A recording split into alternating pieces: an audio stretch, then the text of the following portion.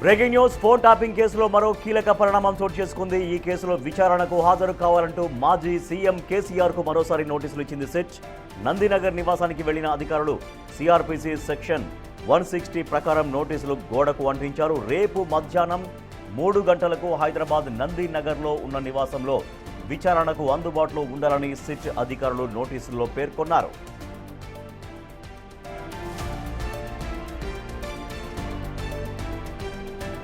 వాస్తవానికి శుక్రవారం విచారణకు హాజరు కావాలంటూ సిట్ నోటీసులు జారీ చేసింది. కానీ మున్సిపల్ ఎన్నికలు అయ్యే వరకు సమయం కావాలని కోరారు కేసీఆర్. ఎర్రవల్లి వ్యవసాయ క్షేత్రంలో తనను విచారించాలని విజ్ఞప్తి చేశారు. అయితే గులాబీ బాస్ చేసిన విజ్ఞప్తిని సిట్ తిరస్కరించింది. ఎన్నికల అఫిడవిట్ ప్రకారం కేసీఆర్ ఇచ్చిన చిరునామా హైదరాబాద్లోని నందినగర్లో ఉంది అని సిట్ నోటీసుల్లో పేర్కొంది. వాస్తవానికి ఇలాంటి పరిస్థితుల్లో సంబంధిత పోలీసు జ్యూరిస్డిక్షన్ పరిధిలో ఉన్న నివాసంలోనే విచారణ చేయాలన్న నిబంధన ఉన్నట్లుగా పేర్కొంది. కేసీఆర్ వయస్సుకు గౌరవం ఇస్తూ హైదరాబాద్లోని నందినగర్ నివాసంలో విచారణ చేయనున్నట్లు నోటీసుల్లో ప్రకటించింది సిట్. రేపు మధ్యాహ్నం 3 గంటలకు అందుబాటులో ఉండాలని నోటీసుల్లో పేర్కొన్నారు సిట్ అధికారులు.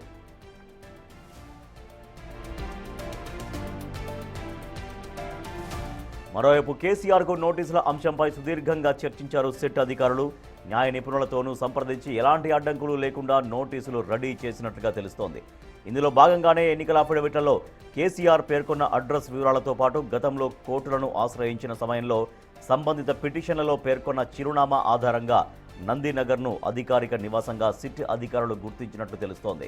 రికార్డులో ఉన్న అంశాల ప్రకారంగా ఎర్రవల్లిలోని నివాసాన్ని అధికారిక నివాసంగా పరిగణించలేదు అని తెలుస్తోంది. కేవలం ఇదే కాదు, విచారణ సమయంలో కీలక డాక్యుమెంట్లు, సున్నితమైన ఎలక్ట్రానిక్ పరికరాలను వినియోగించాల్సి ఉండడంతో చాలా దూరం తీసుకెళ్లడానికి కుదరదని నోటీసుల్లో సిట్ పేర్కొంది. అన్నింటినీ పరిగణలోకి తీసుకుని నందినగర్ నివాసంలో విచారణ చేస్తామని, అందుబాటులో ఉండాలని నోటీసుల్లో స్పష్టం చేసింది సిట్.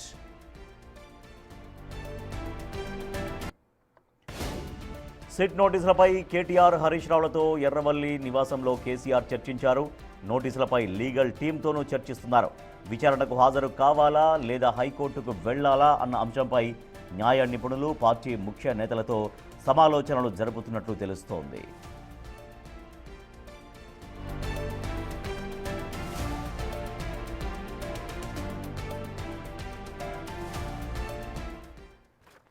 మాజీ సీఎం బీఆర్ఎస్ అధినేత కేసీఆర్కు సిట్ అధికారులు నోటీసులు జారీ చేశారు. రేపు మధ్యాహ్నం 3 గంటలకు నందినగర్ నివాసంలో విచారణకు హాజరు కావాలంటూ సిట్ చాలా స్పష్టంగా పేర్కొంది.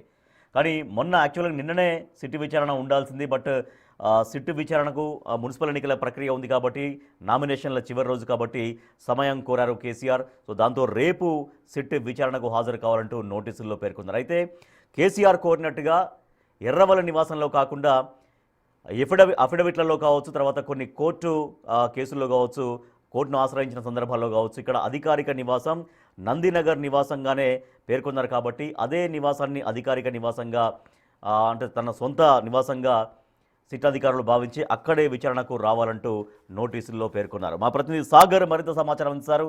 సాగర్, రేపు మధ్యాహ్నం 3 గంటలకు నందినగర్ నివాసంలో విచారణకు హాజరు కావాలంటూ సిట్ అధికారుల నోటీసులు మాజీ సీఎం కేసీఆర్కి.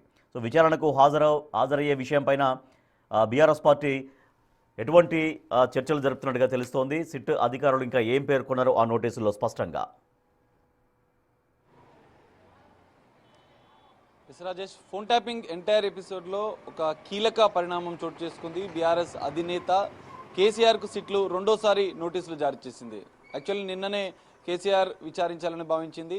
సో కేసీఆర్ అభ్యర్థన మేరకు మున్సిపల్ ఎన్నికలకు సంబంధించినటువంటి నామినేషన్ల అంశం పేర్కొన్న నేపథ్యంలో మరో తేదీని ప్రకటించాలన్న నేపథ్యంలో నిన్న రాత్రి 9 గంటలకు సిట్ అధికారులు నందినగర్లోని నివాసానికి వచ్చి అక్కడ గోడకు సిట్ నోటీసులు, అంటే సిబ్బంది మొదట ఎవరు అందుబాటులో లేకపోవడంతో గోడకు నోటీసులు అంటించారు. అనంతరం అందుబాటులో వచ్చిన సిబ్బందికి నోటీసులు అందజేశారు. అయితే ఎర్రవల్లి ఫామ్ హౌస్లో తనను విచారించాలంటూ కూడా కేసీఆర్ చేసిన అభ్యర్థిని సిట్ తిరస్కరించింది.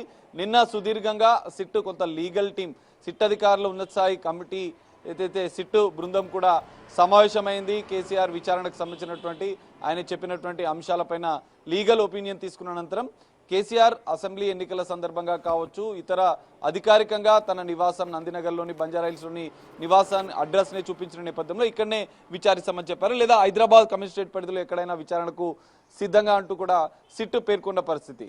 అయితే ఇప్పటికే దీనిపైన కేసీఆర్ పార్టీ ముఖ్య నేతలు కేటీఆర్, హరీష్ రావుతో పాటుగా మరికొంతమంది ముఖ్య నేతలతో ఎర్రవల్లి ఫామ్ హౌస్లో చర్చిస్తున్నట్లు కూడా తెలుస్తోంది. బీఆర్ఎస్ లీగల్ టీంతో కూడా కేసీఆర్ చర్చిస్తున్నారు. దీనిపైన న్యాయ సలహా తీసుకొని విచారణకు హాజరు కావాలా, లేదంటే కోర్టును ఆశ్రయించి మరింత సమయం, లేదా ఫామ్ హౌస్కి విచారణకు రావాలన్న అంశాలపైన కూడా కోర్టును ఆశ్రయించాలన్న అంశాలను కేసీఆర్ పరిశీలిస్తున్నట్లుగా కూడా తెలుస్తుంది. అయితే ఇక్కడ సిట్ అధికారులు ఫామ్ హౌస్కి ఎందుకు రాలేమన్న అంశాన్ని కూడా కొన్ని కారణాలు చెప్పారు. అధికారిక నివాసాల అడ్రస్ను మీరు బంజారాహిల్స్లోని నందినగర్లోనిటువంటి ఇప్పుడు ప్రస్తుతం మనం చూస్తున్నటువంటి నివాసమే అని మీరు చెప్పిన నేపథ్యంలో ఇక్కడనే విచారిస్తాం. ఫోన్ ట్యాపింగ్ వ్యవహారానికి సంబంధించినటువంటి ఈ కేసుకు సంబంధించినటువంటి కొన్ని కీలకమైన ఎలక్ట్రానిక్ గాడ్జెట్స్తో పాటుగా కొన్ని కీలక డాక్యుమెంట్స్, సాక్ష్యాధారాలను కూడా తీసుకొని విచారణకు రానున్న నేపథ్యంలో అంత దూరం తీసుకురాలేము. హైదరాబాద్ కమిషనరేట్ పరిధిలోని సిట్ కార్యాలయంలో లేదంటే నందినగర్లోని నివాసంలో విచారణకు సిద్ధమని సిట్ అధికారులు నోటీసులో పేర్కొన్నట్లుగా కూడా తెలుస్తుంది. ఇక్కడ కీలక సమాచారాన్ని, ఎందుకంటే ఇప్పటి వరకు కూడా ఫోన్ ట్యాపింగ్ ఎంటైర్ ఎపిసోడ్లో మొత్తం 6 మంది నిందితులకు సంబంధించినటువంటి స్టేట్మెంట్లను, 600 మందికి పైగా సాక్షుల స్టేట్మెంట్లను, ఇటు మరోవైపు బీఆర్ఎస్ కీలక నేతలైనటువంటి కేటీఆర్, హరీష్ రావు, మరోవైపు సంతోష్ రావుల స్టేట్మెంట్లను కూడా ఇప్పటికే సిట్ సేకరించింది. 160 సిఆర్పిసి కింద సాక్షులుగానే వీరందరినీ కూడా, మిగతా రాజకీయ నేతలను ఏ విధంగా విచారించిందో సిట్, ఇక్కడ బీఆర్ఎస్ సంబంధించినటువంటి కీలక నేతలను కూడా 160 సిఆర్పిసి కింద సాక్షులుగానే వారి యొక్క స్టేట్మెంట్ను తీసుకొని ఉంది. వారిని కూడా విచారించే అవకాశాలు కనిపిస్తుంది. సో నిన్న సిట్ అధికారులు భద్రతకు సంబంధించినటువంటి ఏర్పాట్లను కూడా, ఎందుకంటే కేసీఆర్ నివాసానికి సంబంధించినటువంటి పరిసర ప్రాంతాల్లో ఒకవేళ విచారణకు రేపు హాజరవుతున్న నేపథ్యంలో ఎలాంటి భద్రతను ఏర్పాటు చేయాలనే అంశాలను కూడా, ఈ రోడ్లో బారికేడ్లు ఏర్పాటు చేయడం, ఎంతమంది పోలీసులతో భద్రతను ఏర్పాటు చేయాలన్న అంశాలపైన కూడా సిట్ అధికారులు కొంత పరిశీలించినట్లుగా కూడా తెలుస్తుంది. స్థానిక పోలీసులు, ఇటు వెస్ట్ జోన్కి సంబంధించినటువంటి పోలీసు బృందాలు కూడా ఇక్కడ కొంత నందినగర్లోని కేసీఆర్ నివాస పరిసర ప్రాంతాల్లో భద్రతా ఏర్పాట్లపైన పరిశీలించినట్లుగా కూడా తెలుస్తుంది. So phone tapping entire episode లో అనేక ఆరోపణలు. సాగర్, సుప్రీంకోర్టు న్యాయవాది, బీఆర్ఎస్ కు సంబంధించిన సుప్రీంకోర్టు న్యాయవాది నిన్న చాలా క్లియర్ గా మాట్లాడుతున్నారు. అది దూరాన్ని పరిగణలోకి తీసుకోవడం కాదు, హైదరాబాద్ లిమిట్స్ అనడం కాదు, కావాల్సినటువంటి వ్యక్తి, విచారణ చేయాల్సినటువంటి వ్యక్తి ఎక్కడ ఉంటే అక్కడికే రావాలని చట్టం చెబుతోంది అనేది నిన్న మోహిత్ రావు మాట్లాడారు. ఖచ్చితంగా. సో ఈ అంశాన్ని కూడా కేసీఆర్కి సంబంధించినటువంటి legal team, BRS legal team కూడా పరిశీలిస్తుంది. 160 సిఆర్పిసి నోటీసుల కింద విచారిస్తే ఎక్కడ అవైలబుల్ ఉంటాయి, అంటే ఎక్కడ అందుబాటులో ఉంటాయి అక్కడికి సిట్ అధికారులు వచ్చి విచారించాలన్నటువంటి అంశాన్ని, ఒక కీలక అంశాన్ని కూడా వాళ్ళు లేవనెత్తున్నారు. కానీ ఇక్కడ సిట్ దీనికి సంబంధించినటువంటి ఒక క్లారిటీ ఇచ్చే ప్రయత్నం చేస్తుంది. సిట్ వద్ద ఉన్నటువంటి కొన్ని ఆధారాలు, కొన్ని కీలక సున్నితమైనటువంటి డాక్యుమెంట్స్, ఎలక్ట్రానిక్ గాడ్జెట్స్, ఈ కేసులో కీలకంగా ఉన్నటువంటి వాటిని అంత దూరం మేము తీసుకురాలేం, సో హైదరాబాద్ కమిషనరేట్ పరిధిలో విచారిస్తామంటూ కూడా సిట్ నిన్న ఒక లీగల్ ఒపీనియన్ తీసుకుంది. నిన్న సమావేశమైంది, కేటీఆర్ ఇచ్చినటువంటి అంశాలపైన చర్చించింది. అనంతరం రెండోసారి నోటీసులు జారీ చేసింది. సో రెండోసారి నోటీసుల్లో ఈ అన్ని అంశాలను కూడా పేర్కొంది. అంటే ఇక్కడ కేసీఆర్ని విచారిస్తున్న సందర్భంగా కొన్ని ఆధారాలను ముందుంచి సిట్ ప్రశ్నించే అవకాశాలు కూడా మనకు కనిపిస్తాయి. అందులో భాగంగానే సిట్ కొన్ని డాక్యుమెంట్స్లను ముందుంచి, ఎందుకంటే ఈ కేసులో సాక్షుల స్టేట్మెంటు, నిందితులు ఇచ్చినటువంటి కన్ఫ్యూజన్ స్టేట్మెంట్లతో పాటుగా బీఆర్ఎస్ నేతలు ఇచ్చినటువంటి స్టేట్మెంట్లు కూడా ఇందులో కీలకంగా మారే అవకాశాలు ఉన్నాయి. గతంలో జరిగినటువంటి ఫోన్ ట్యాపింగ్ కేసులో అనేక ఆరోపణలు వచ్చినాయి. బీఆర్ఎస్ ప్రభుత్వ హయాంలో పెద్ద ఎత్తున ఈ ఫోన్ ట్యాపింగ్ వ్యవహారం జరిగింది. అనంతరం కూడా ఇదొక సంచలనంగా 2 తెలుగు రాష్ట్రాల్లో దేశవ్యాప్తంగా కూడా ఫోన్ ట్యాపింగ్ వ్యవహారానికి సంబంధించినటువంటి కొన్ని సంచలన అంశాలు వెలుగులోకి వచ్చాయి.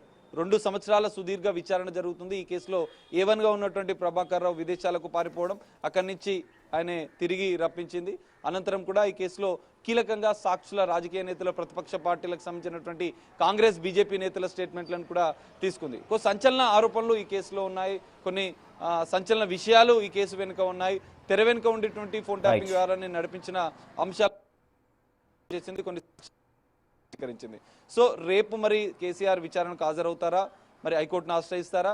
విచారణకు హాజరైతే ఫోన్ ట్యాపింగ్ ఎంటైర్ ఎపిసోడ్లో ఒక కీలక పరిణామం అయితే చోటు చేసుకునే అవకాశాలు కనిపిస్తుంది. కేసీఆర్ విచారణ అనంతరం కూడా ఫోన్ ట్యాపింగ్ కేసులో ఎలాంటి పరిణామాలు ఉంటాయి, ఎలాంటి సంచలన అంశాలు వెల్లోకి వస్తాయని మాత్రం వేచి చూడాల్సిన పరిస్థితి. Rajesh. Right, thank you Sagar. Phone tapping అంశంలో మాజీ సీఎం కేసీఆర్కు సిట్ అధికారులు మరోసారి నోటీసులు జారీ చేశారు. రేపు నందీనగర్లో ఉన్నటువంటి నివాసంలో మధ్యాహ్నం 3 గంటలకు అందుబాటులో ఉండాలంటూ నోటీసుల్లో పేర్కొన్నారు. అంటే కేసీఆర్ కోరుకుంటున్నట్టుగా ఎర్రవల్లి నివాసం దగ్గర దాకా రావడం పాసిబిలిటీ కాదు. కొన్ని ఎలక్ట్రానిక్ గాడ్జెట్స్ కావచ్చు, కొంత ఉంటుంది కాబట్టి, కొంత ఎక్విప్మెంట్ ఉంటుంది కాబట్టి అదంతా అక్కడ దాకా మేము తీసుకురాలేము. కాబట్టి ఎన్నికల అఫిడవిట్లో పేర్కొన్నట్టుగా కొన్ని కోర్టు కేసుల్లో ఇచ్చినటువంటి అడ్రస్ ఆధారంగా అది స్వంత నివాసమే కాబట్టి నందినగర్ నివాసంలో 3 గంటలకు అందుబాటులో ఉండాలంటూ సిట్ అధికారులు నోటీసులు పేర్కొన్నారు. మరి సిట్ అధికారులు కోరినట్టుగా 3 గంటలకు రేపు నందినగర్లో సిట్ విచారణకు హాజరవుతారా, లేదంటే హైకోర్టును ఆశ్రయించి మరికొంత సమయం కావాలని కోరుతారా అనే దానిపైన న్యాయ నిపుణులతో చర్చిస్తున్నారు బీఆర్ఎస్ అధినేత మాజీ సీఎం కే.